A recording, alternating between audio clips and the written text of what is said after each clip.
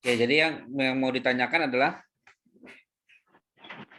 Sudah kira-kira sampai sini Novi udah betul apa harus di ini lagi gitu Pak? Ditambahin gitu atau dikurangi?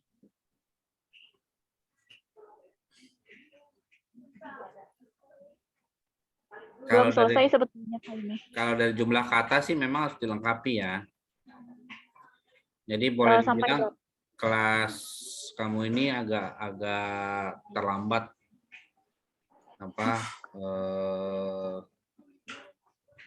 dalam hal apa ya akselerasinya. Padahal kan yang kita lakukan sebenarnya mengulang pada mata kuliah sebelumnya sebenarnya yang pendidikan SD. Oke, saya ini dulu ya. Kalau dilihat dari sini,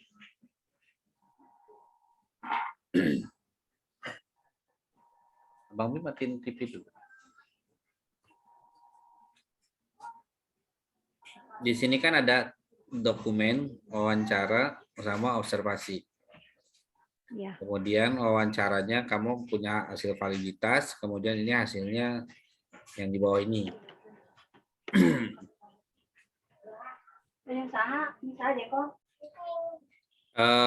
Sebenarnya yang dibutuhkan itu bukan mana yang drop, mana yang valid, melainkan apa sih yang bisa dipakai, mana sih yang nggak bisa dipakai. Kalau lihat dari sini ya, ada kamu bikin 10 item pertanyaan. Ya, 10 item pertanyaan. Kemudian yang bisa dipakai hanya yang ini saja nih, pertanyaan nomor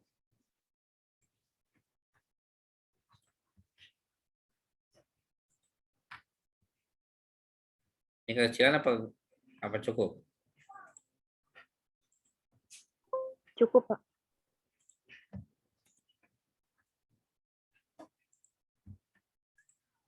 Ya, nomor 2, nomor 6, 7, 8, 9, 10. Nah, ini kamu intip lagi. Pertanyaan nomor 2 tuh apa sih?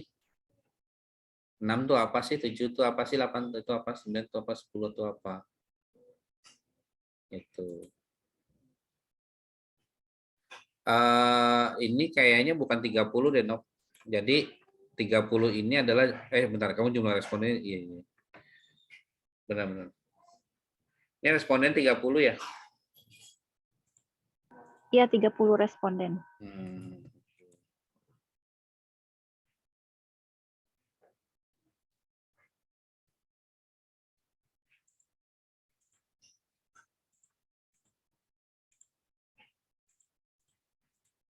Oh ya.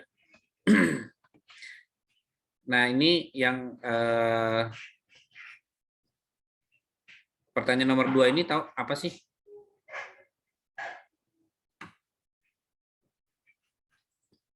Instrumennya mana?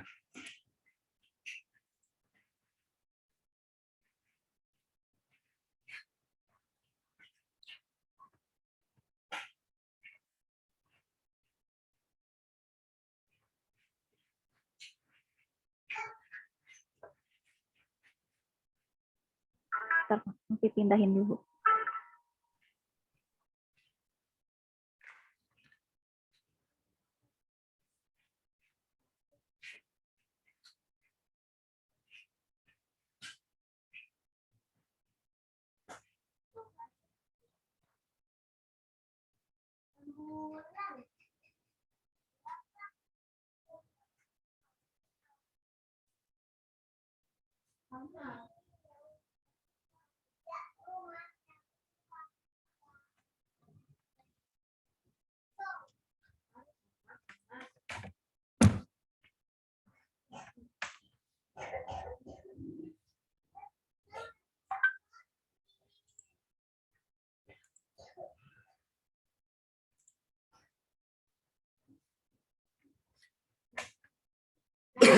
Guru berhasil membuat saya paham dengan materi pelajaran. Oke. Kemudian tadi berapa ya? 6 ya. 6, 7, 8, 9.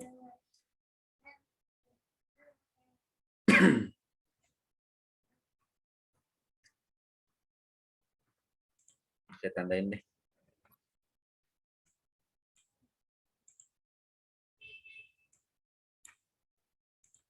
Nah, artinya yang ini tuh harus muncul, Nob.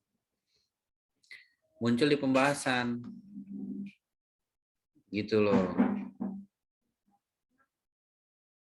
Ini kan Muncul pada, di pembahasannya. iya artinya apa sih yang dimaksud dengan kamu menanyakan ini gitu. Membuat paham pelajaran itu artinya metodenya kan berhasil kan, metodenya berdampak. Nah, itu karena kamu Iya, nanya ini, kamu harus juga ikut membahas. Karena kan yang diungkap adalah persepsi siswanya kan terhadap metode pembelajaran guru. Gitu. Begitu juga yang 6, 7, 8, 9, 10. Nah, sementara nomor 1, 3, 4, dan 5 itu tidak perlu kamu munculkan. Artinya masing-masing item ini mestinya jadi penjelasan khusus yang disebut dengan keberhasilan guru membuat murid paham dengan materi pelajaran itu seberapa persen sih gitu. Kalau dilihat dari ininya ya, ini ternyata jawabannya adalah banyaknya di mana ini, Nom? banyaknya di angka 5, di yang 5. Ini sangat setuju. Ya, Ya, artinya sangat setuju. mereka merasa bahwasanya berdampak gitu. Nah, itu yang kamu ceritain di bagian pembahasan. Oh iya, Nah, oke. didukung Berarti dari berapa persen di sini ya pembahasan. Nah, iya, meskipun ini boleh nih, Nop, ini boleh. Artinya karena ini, kamu bilang tenaga pendidik, ini kan udah ya. Kemudian macam-macam metode, ya, papa metode ceramah, diskusi, tanya jawab. Kemudian apa yang dirasakan gitu. Ini kan pada tema, ini satu tema ya? Apa semua? satu tema, tema 3 aja. Tapi setelah Nopi tanya gitu, seluruh tema sih Pak sebetulnya, cuman yang dijadikan sampel itu satu tema 3 itu. Ya, artinya silabus kan, silabus sejauh ini kan, 1 semester lah sebutannya. Iya, Nah, artinya di sini kelas 6 itu merasa bahwasanya eh, metode yang dipakai pada saat PTMT ini dianggap berhasil karena membuat paham. Metode apa yang dimaksud dengan berhasil oleh siswa, yaitu kamu tinggal menyebutin saja. Karena di atasnya sudah ada metode ceramah, kan di sini paling metode ceramah apa yang nih setelah ini nih harus paragraf berikutnya. Metode ceramah itu seperti apa sih, Nob, saat PTMT terbatas tuh gitu.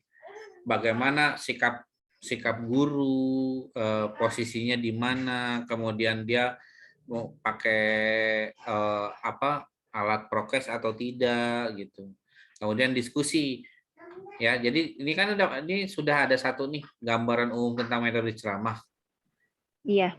Nah, tapi di bawahnya langsung metode ceramah yang dilakukan oleh guru setempat Oh iya iya. gitu. Oke. Jadi di situ akan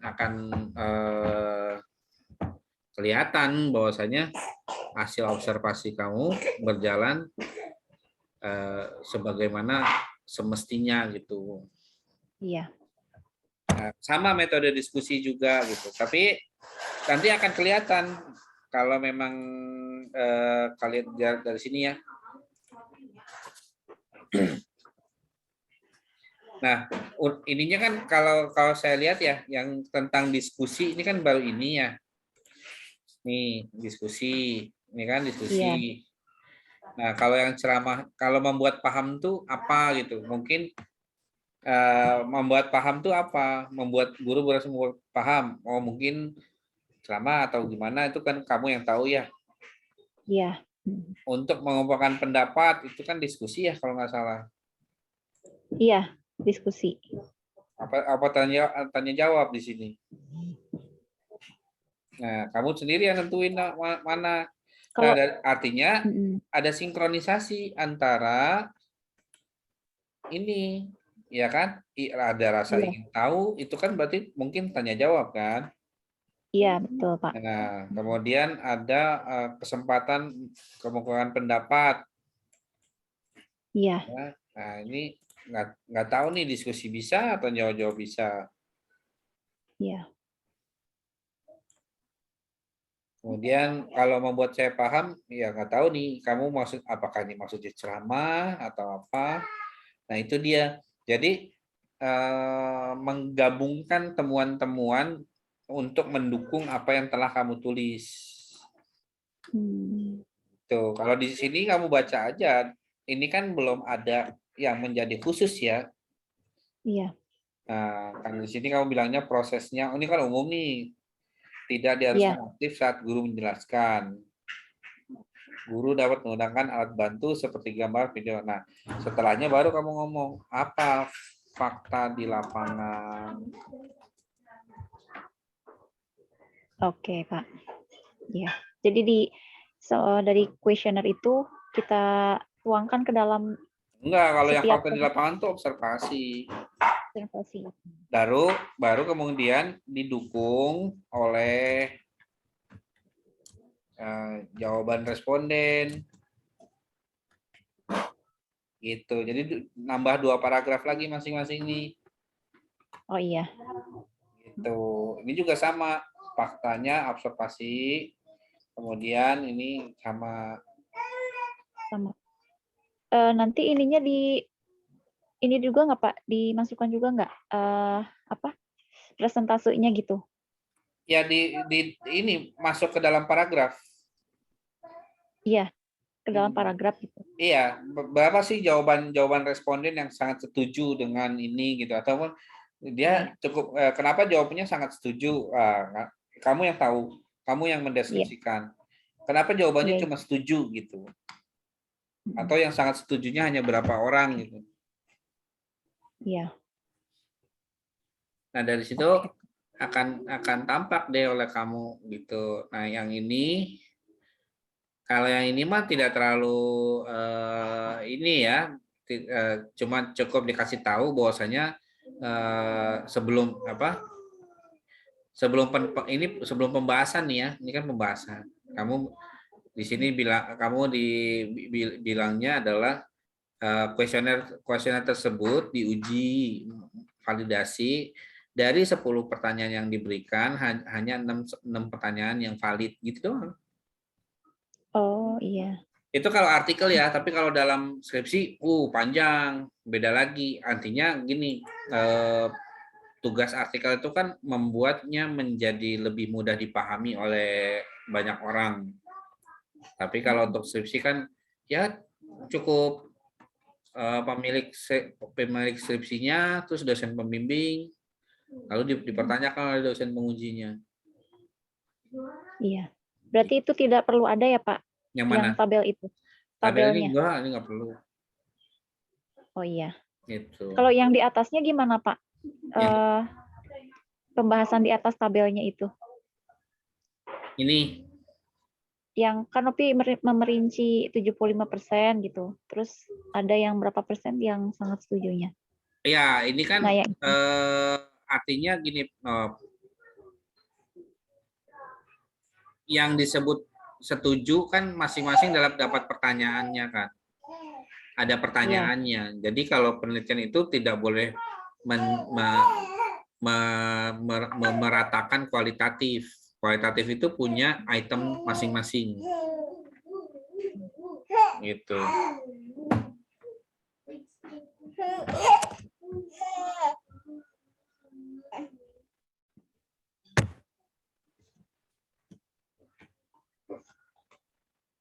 Jadi lebih pada ini menjawab yang ini, Nop. Jadi misalnya untuk pertanyaan metode ceramah itu pertanyaan yang mana saja, terus jawabannya apa? Yang iya diskusi Pak. pertanyaan yang mana saja, jawabannya apa? Tanya jawab pertanyaan mana saja, jawabannya apa?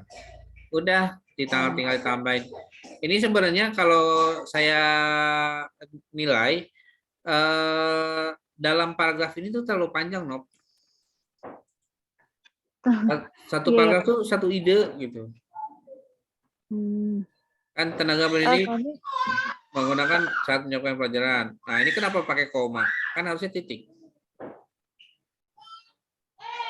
Kan jadi nggak enak nih. Hal ini karena dengan digunakannya maksudnya apa itu, Nop? Subjeknya mana? Predikatnya mana? Coba deh, baca lagi deh. Iya. Ini untuk dikonsumsi oleh banyak orang loh. Iya. Gitu. Artinya misal ya, kamu pertama di sini ngomong tenaga pendidik di satuan pendidikan, ya udah ngomong sampai mana. Nah, kalau yang berikutnya metode pembelajaran, ya udah ngomong metode pembelajaran. Pisahin gitu loh. Misal gini. Nah, jadi orang bacanya enak. Oh, yang ini tentang tenaga pendidik. Terus diakhiri dengan adanya alur pembelajaran. Lalu ada metode pembelajaran. Yang itu langkah-langkah. Masih alur kan? Gitu. Atau alur pembelajaran disebutnya adalah metode pembelajaran dari A sampai dengan Z, yaitu dari pembukaan sampai dengan penutup. Begitu atuh, Nov. Ini kalau begini ngaco. Kenapa ngaco? Dua ide dalam satu paragraf itu tidak baik. Artinya bingung orang nantinya. Gitu. Ini sama kayaknya, yang atas juga kayak gini. Coba kamu perhatikan satu persatu. Gitu. Intinya satu paragraf itu cuma satu ide. Gitu. Ada istilah namanya kalimat pokok sama kalimat penjelas, atau kalimat utama dengan kalimat penjelas. Nah, atau dipakai itu kali. Kamu ngajar murid, masa iya kamu juga nggak bisa praktekin? Malu atuh. Iya. Ngajar Jadi nggak kali? emang Ngajar nggak nih, udah saya tanya dulu. kelas 4. Kamu ngajarin cara anak-anak ngajarin anak-anak cara menulis paragraf nggak? Iya. Ngajarin kelas 4 ada materinya. Ya atuh, kenapa kamu tulisannya nggak kayak yang kamu ajarkan? Soalnya gini Pak, Nopi ingatnya itu waktu itu kan Nopi pernah bikin buku gitu ya. Waktu kuliah manajemen lembaga pendidikan. Novi ingatnya tuh sebetulnya memang betul Pak yang Bapak sampaikan gitu. Tapi Novi kemarin tuh lupa. Yang penting itu di dalam hati Novi satu paragraf itu jangan lebih dari 4 kalimat gitu. Itu yang Novi ingat di dalam pikiran Novi. Jadi yang penting satu paragraf itu ada 4 kalimat aja. Titiknya itu ada 4 gitu. Memang belum dibaca lagi sih Pak. Ya, jadi begini, Nop. Dalam satu karya atau satu karya itu punya, ya kalau saya mau tulisnya pakai ini aja deh, pakai Smart Art deh. Pakai mana ya? Nah, piramid tapi terbalik. Nah, misalnya kita nyebutnya adalah sebuah karya. Karya itu ada karya ilmiah sama karya fiksi ya. Nah, karya fiksi itu wajib satu ide. Ya kan? Nah, atau satu gagasan. Nah, untuk membuat sebuah karya isinya adalah bab. Ya, atau bab-bab, ya kan? Satu bab itu harus satu topik. Contoh, bab pendahuluan. Berarti isinya tentang apa? Latar belakang misalnya. Ya, apa-apa yang menjadi ide, apa-apa yang mengawali, ya kan? Kemudian ada bab tinjauan pustaka.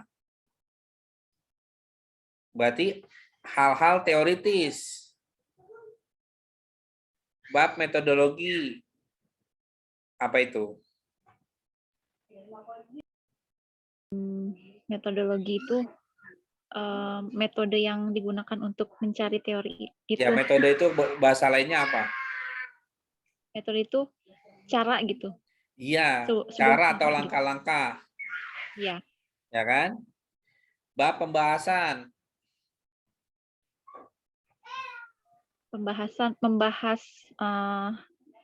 Membahas dari apa namanya? Hasil yang sudah kita temukan gitu. Iya, hasil dari metode kali kan? Iya, iya itu. Nah, artinya masing-masing itu kan sudah jelas. Bab itu satu topik. Nah, dalam bab ini dibentuk dari paragraf. Nah, setiap paragraf itu namanya punya satu kalimat pokok.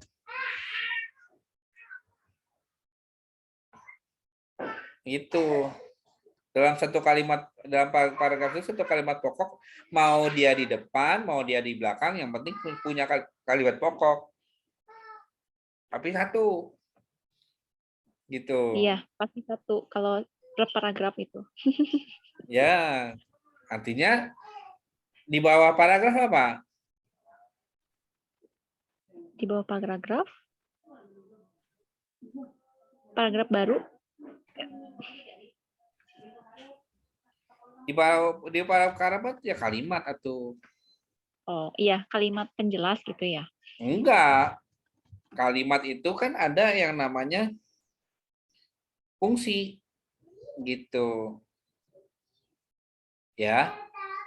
Kalimat itu biasanya nantinya harus memiliki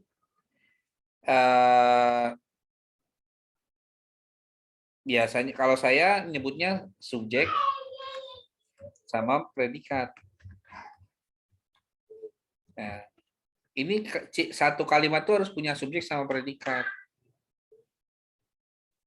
Kalau ada kalimat subjeknya saja, predikatnya nggak ada, bukan kalimat, itu jadi kata. Kalau predikatnya saja boleh, tapi harus pakai tanda baca yang perintah. Misalnya mundur. Nah, itu kan predikat saja. Nah, makanya kadang-kadang kalau untuk kalimat ilmiah, poin pentingnya ada di predikat, tapi saya akan nyebutnya subjek predikat untuk membantu memudahkan saja. Nah, masing-masing ini ada satu nih.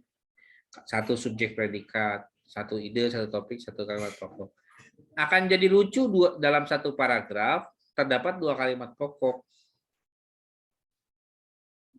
Gitu.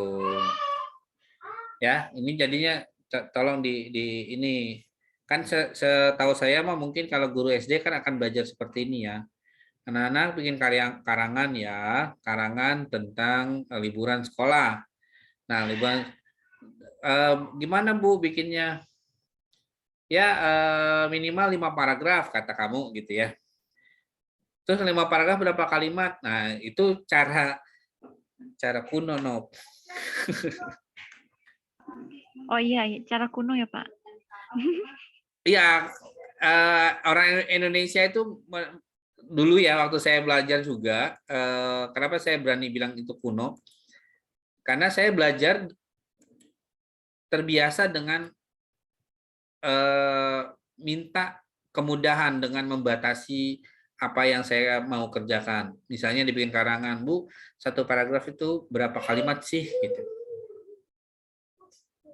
Akhirnya guru itu karena dari kecilnya dia bilang, udah 5, udah 4 gitu. Minimal 4 lah gitu. Padahal enggak, satu paragraf itu minimal satu kalimat pokok. Udah. Oh, jadi penyampaiannya salah gitu ya Pak, kalau misalnya satu paragraf itu maksimal 4 kalimat gitu. Iya, 4 kalimat itu ada 2 kemungkinan. Ya. Yang pertama adalah karena pengen jumlah katanya banyak. Yang kedua adalah paling nanti juga dalam 4 kalimat itu ada satu kalimat pokok dan ada 3 kalimat penjelas. Gitu. Tapi lupa bahwasanya mereka tidak diajarkan bagaimana membuat kalimat pokok. Itu jadinya. Kan pernah nggak kamu baca, ini kok kalimat kemana-mana. Itu kenapa kalau ujian bahasa Indonesia terlihat lebih sulit ketimbang ujian bahasa asing lainnya. Atau nilai kamu lebih jelek dibandingkan nilai bahasa Indonesia kamu kok nggak pernah bagus gitu. Iya, betul Pak. Emang. Ya karena terbiasa kamunya minta kemudahan, Bu, berapa ya gitu. Namanya minta kemudahan kayak gitu jadinya. Jadi tolong kalau misalkan ada mata kuliah yang gimana pun, ya memang kita akan terbentur dengan kebudayaan setempat ya. Artinya ada orang-orang yang masih suka dengan metode yang lama, yaitu syarat paragraf itu harus ada 4 kalimat minimal.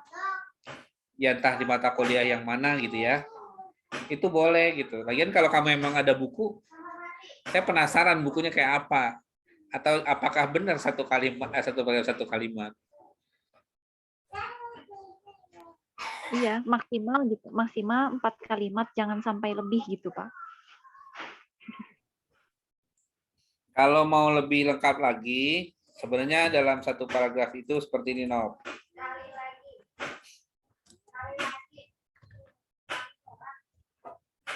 Satu paragraf itu mengandung pernyataan utama,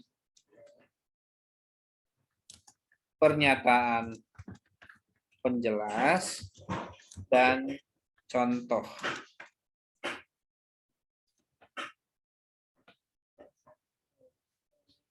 Ya, kalau saya nyebutnya C, mau disebutnya UPC boleh.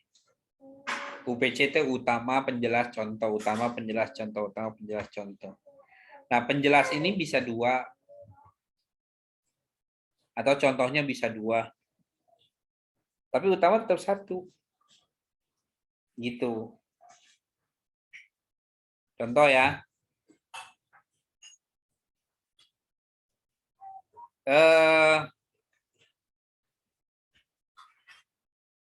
Yang sederhana, kita bicara tentang fungsi kelas. Misalnya, kelas dalam pembelajaran tatap muka terbatas dibatasi sebanyak 50%. Ini kan utama. Nah, kalimat penjelasnya apa? Ambil aja 50%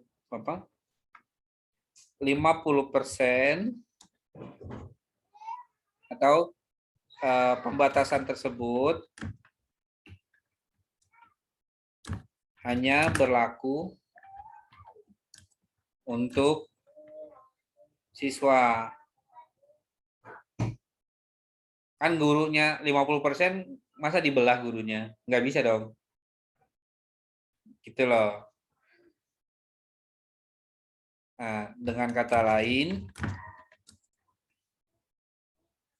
maksud contoh nih, dengan kata lain, jika dalam kelas terdapat 30 orang siswa, maka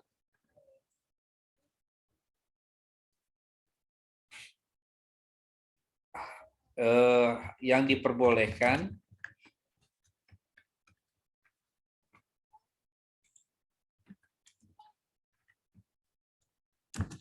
untuk hadir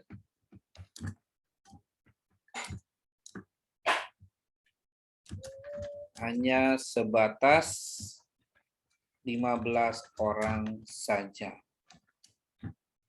Ini contoh.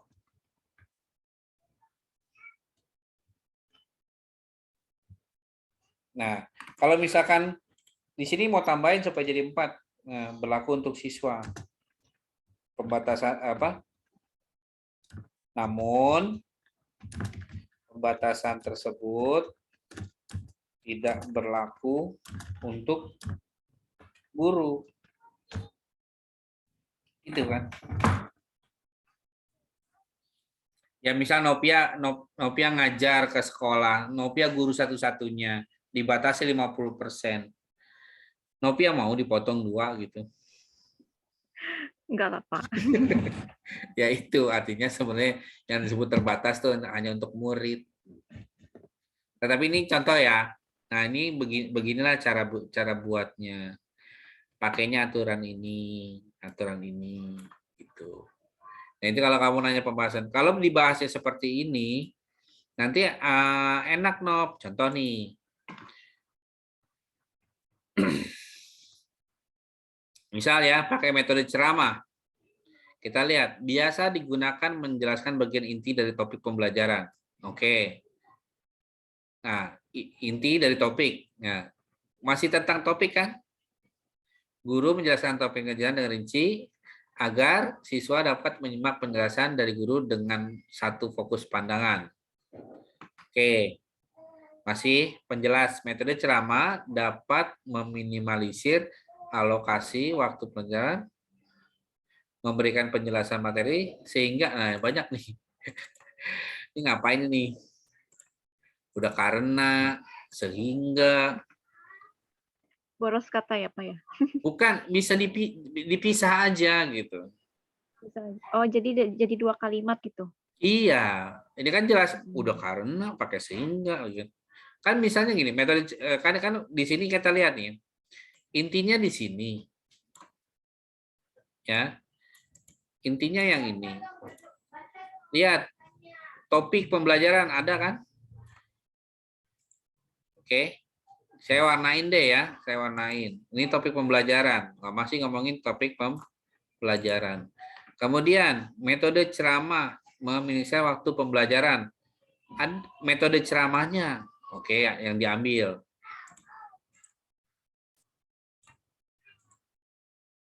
Oke kan? Terus apa? Guru banyak memberikan penjelasan tentang materi. Masih kan? Gurunya sama menjelaskan kan? Nih, masih nih. Guru menjelaskan. Ya. Nah, ini nggak masuk. Gitu loh. Kok orang ngomongin guru, nggak ada ngomongin siswa kan? Kenapa tiba-tiba jadi siswa? Nah, ini mestinya dilempar. Oke, Pak. Gitu, no. Nah, tapi di sini boleh menjadi kalimat baru. Ini dihilangkan. Ya kan? Bilangnya gini, di sisi lain atau pada saat menjelaskan, siswa tidak diharuskan aktif. Nah, maksud aktif di sini apa? Gitu loh. Ini malah kelempar lagi metode ceramah alat bantu seperti gambar-gambar. Kan? Jadi ini kan harus kepisah lagi. Tuh, ini jelasin dulu nih yang dimaksud dengan siswa tidak diharuskan aktif. Ini sesi gurunya, ini sisi siswanya. Ini pindahin nih ke depan. Nih, nah jadi tentang metodenya dia boleh pakai apa saja. Lalu bagaimana respon siswanya? Nah itu jadi 3 paragraf nih. Ini begini cara misalnya. Oke, Nop? Oke, Pak. Satu lagi biar kamu mateng. Kita lihat di sini. Menurut kamu yang mana dari pada paragraf ini yang menjadi intinya? Yang maaf, Pak, diulang lagi. Tadi putus-putus barusan.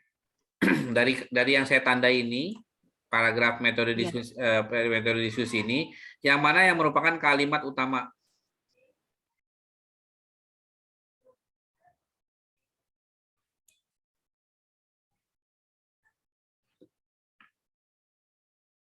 Harusnya ini nih yang terakhir, Pak. Cuman belum lengkap kalimatnya ini.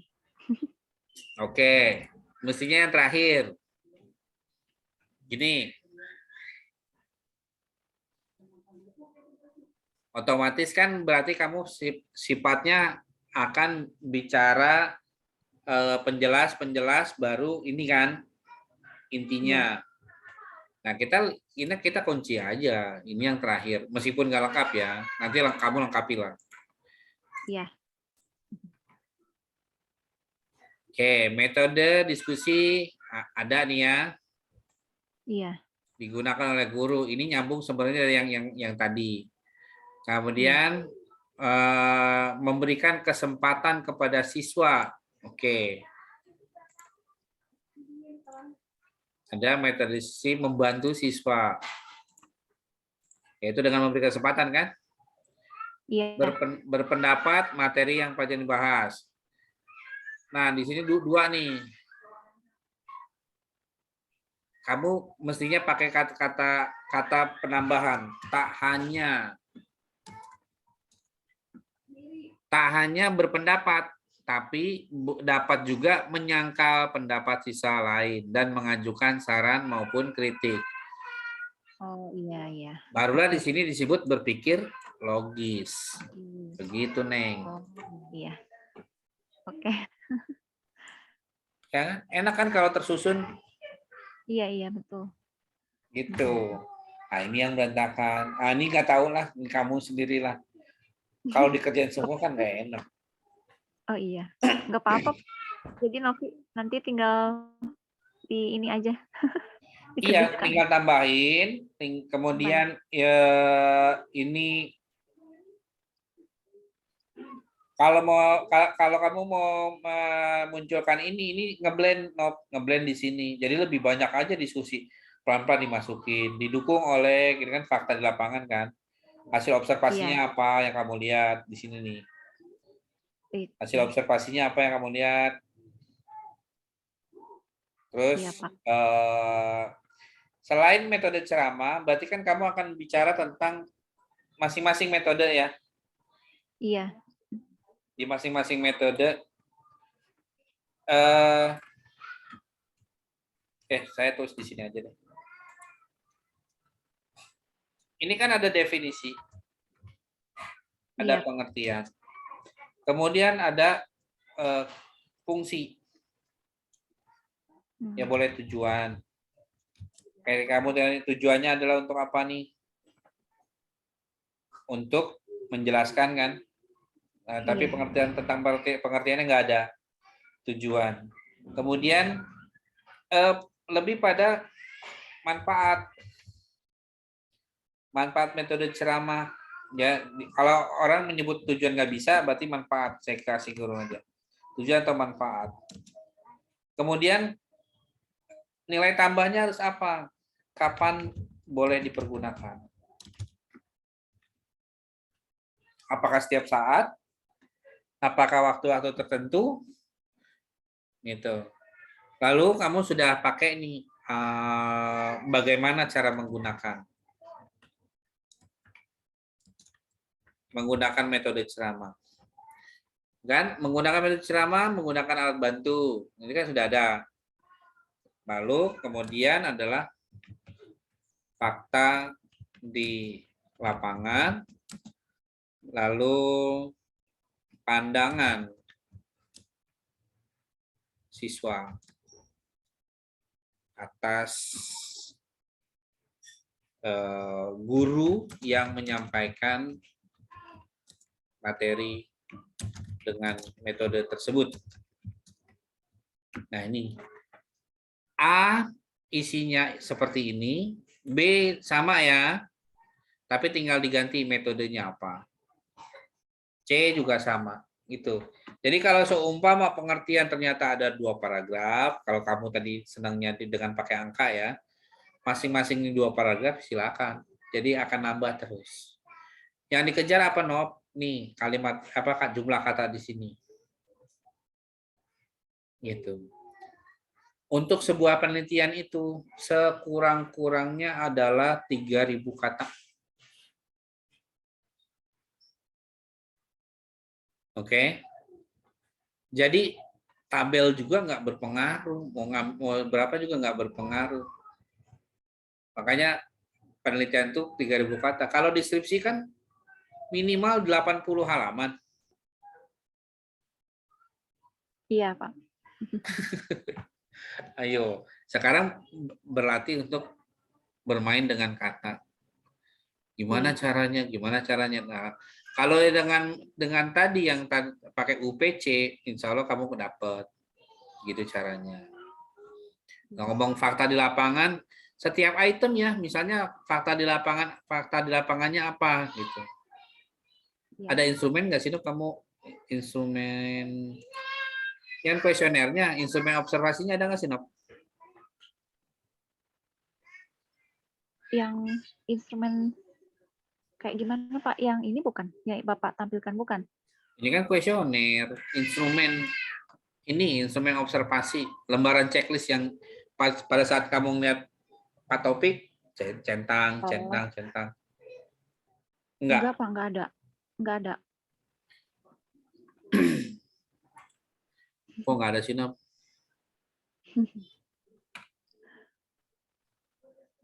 Biasanya kan dilihat berdasarkan RPP ya, Nok. Jadi RPP-nya, kamu lihat RPP-nya Pak Topik nulisnya apa. Oh, dia Oh, ternyata ceramah. Ceramahnya di mana? Di menit keberapa?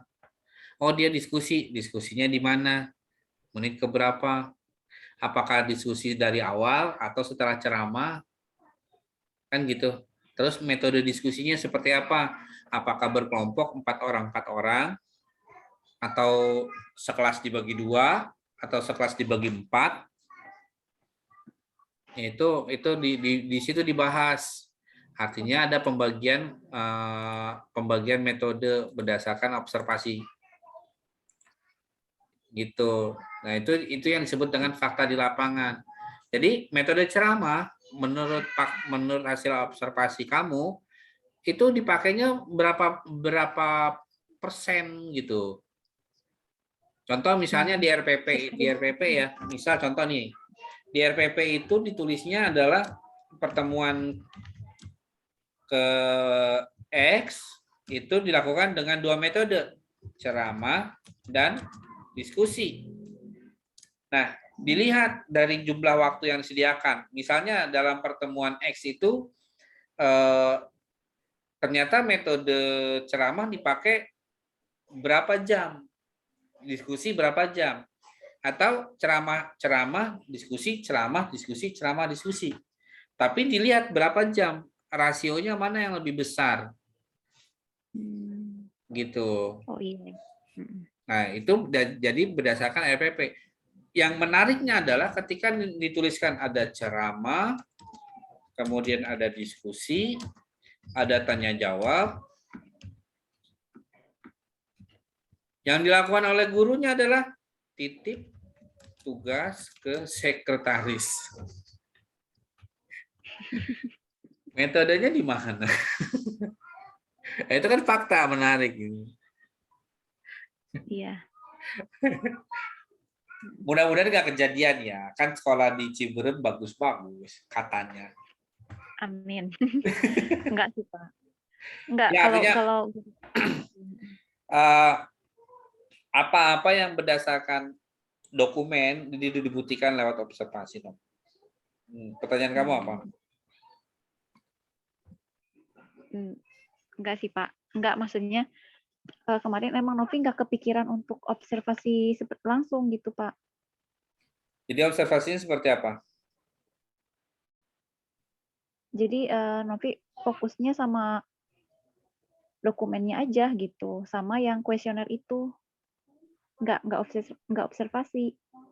Ya nanti jangan nulis observasi kalau gitu di metode penelitiannya tidak bisa dilakukan observasi karena apa, atau nggak usah nih, jangan menulis observasi secara langsung kan di situ terus observasi secara langsung, bilang aja dokumen dan hasil wawancara atau angket. Wawancara dilakukan.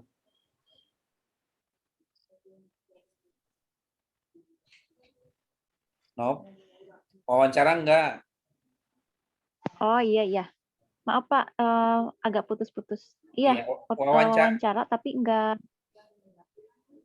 Iya Pak, Wawancaranya kenapa?